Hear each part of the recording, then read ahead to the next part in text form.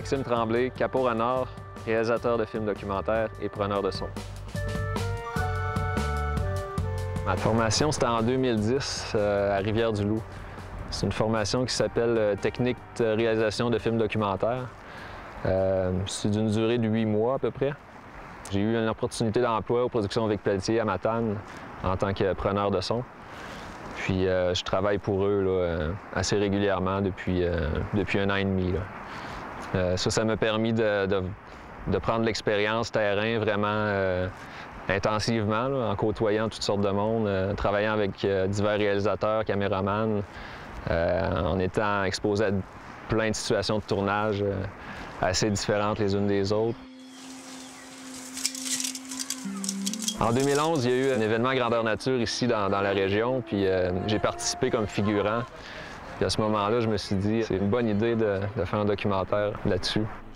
Sans être un maniaque de jeux de rôle grandeur nature, c'est un sujet qui est vraiment intéressant parce que c'est un groupe de gens très passionnés, puis ils mettent tout ce qu'ils ont dans leur trip là, pour mettre à terme ce projet-là. Puis ça attire des gens d'un peu partout, même aussi loin que Montréal. Oui. Dans chaque village. Oui. Il y a beaucoup de gens qui ont des préjugés envers ce genre d'activité-là. Je trouvais ça important d'aller au-delà des préjugés.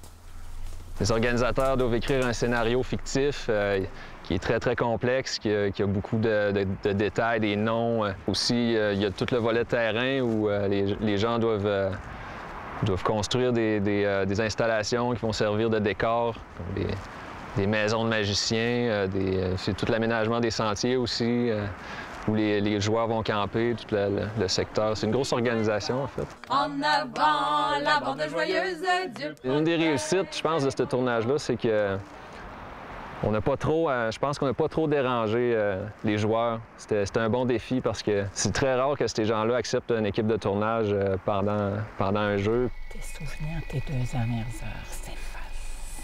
Je voulais faire ressortir aussi dans ce documentaire-là l'impact qu'a pu avoir depuis une vingtaine d'années la présence de cette activité-là en Haute-Gaspésie sur plusieurs jeunes de la région.